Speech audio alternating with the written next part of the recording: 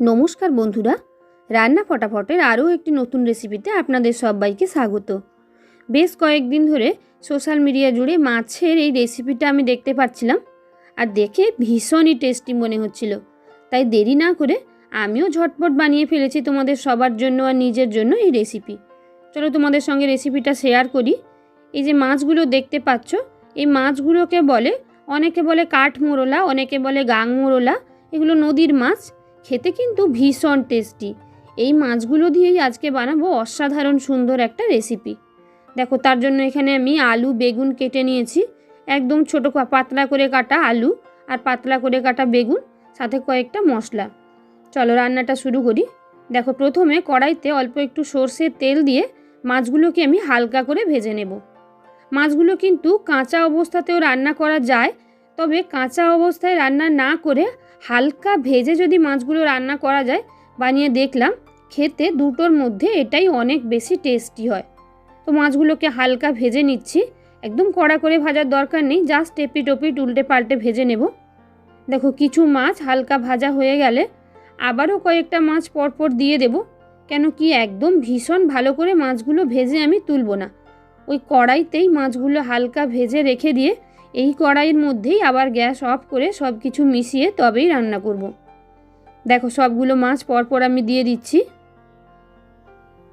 এখানে আমি নিয়েছি 250 গ্রাম মাছ, আর যেহেতু ছোট মাছ তাই বেশ অনেকগুলোই হয়েছে, তোমরা দেখতে পাচ্ছ।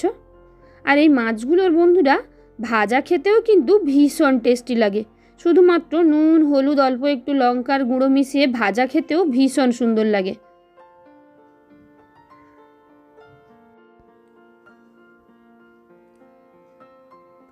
দেখো, গ্যাসের ফ্লেম মাঝারি রেখে মাছগুলোকে শুধু এক পিঠ এপিট ওপিট করে উল্টে নিয়ে ভেজে নিচ্ছি।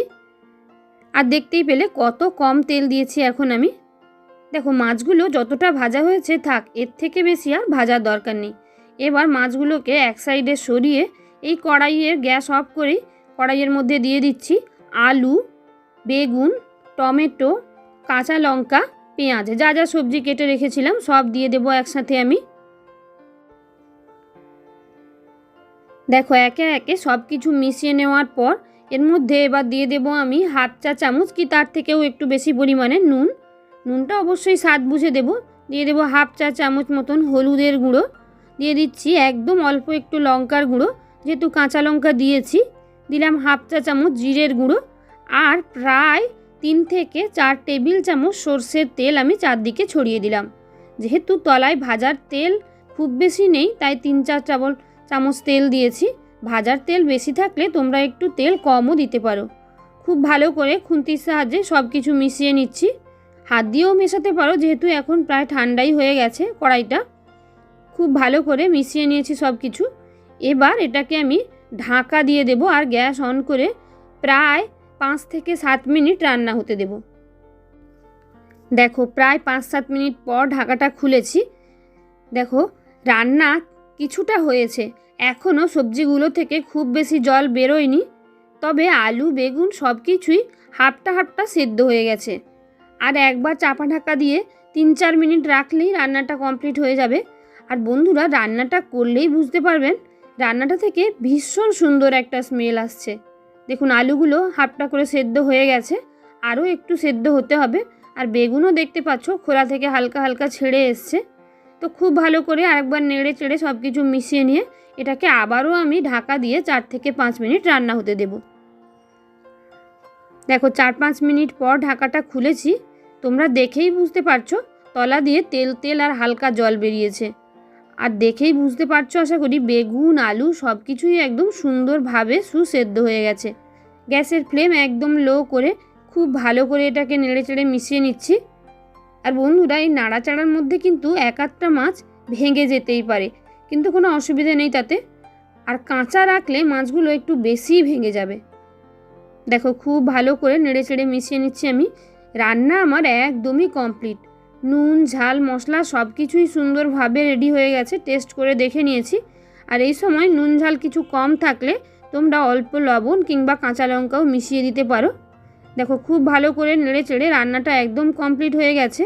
আর এই রান্নার কথা কি বলবো, এই রান্নাটা গরম ভাতের সঙ্গে থাকলে কিন্তু অন্য কোনো কিছুর আর প্রয়োজন হয় না। আর এই যে বেগুনগুলো মাছের সঙ্গে মিশে বেগুনগুলোর স্বাদও কিন্তু অসাধারণ হয়ে ওঠে। আর বন্ধুরা, আরও একটা ব্যাপার হলো, এই রান্নায় আমি কিন্তু কোনো রকম জলের ব্যবহার করিনি। আশা করি তোমরা দেখতে পেয়েছো।